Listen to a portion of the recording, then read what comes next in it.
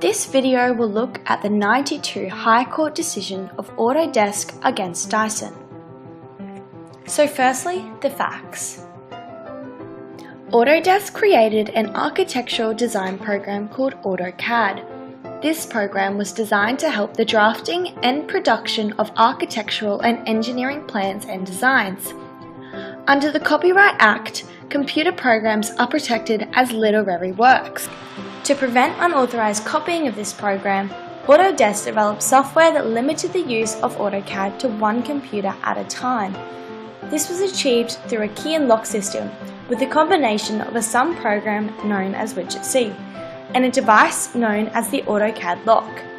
So, when starting up the AutoCAD program, software called Widget C would send a challenge to the AutoCAD lock and it would answer.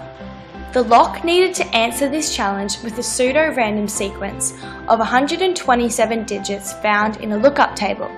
If the answer was correct, the AutoCAD program would run.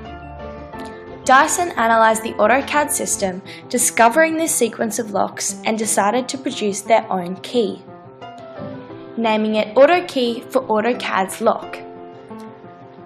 Dyason sold this program for less than a quarter of the price, giving consumers access to Autodesk's design software without paying the usual fee.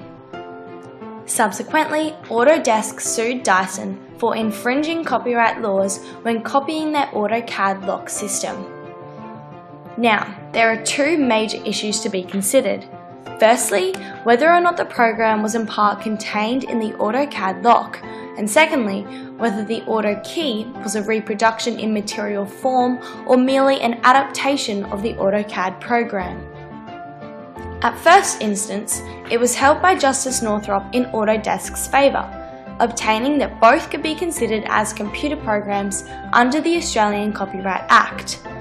Northrop obtained that the function of Autodesk's AutoCAD program was reproduced in Dyson's AutoKey programs, thus infringing copyright laws.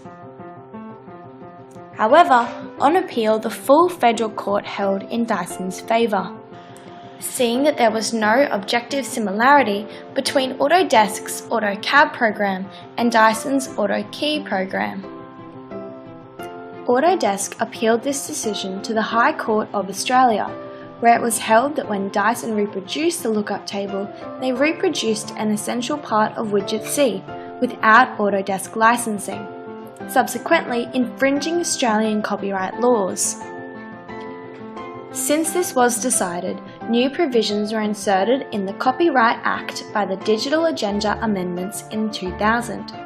As defined by Section 10 of the Act, reverse engineering a computer program in order to make an interoperable product is now held not to infringe copyright laws.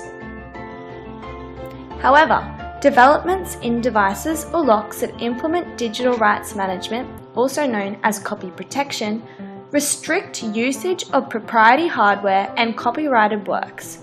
Such technologies are now protected by a separate scheme that sits above copyright law, known as anti-circumvention law. In summary, the case of Autodesk and Dyason saw to the decision that when Dyason reproduced the lookup table, they reproduced an essential part of Widget C without Autodesk licensing, ultimately infringing Australian copyright laws. Thank you for listening.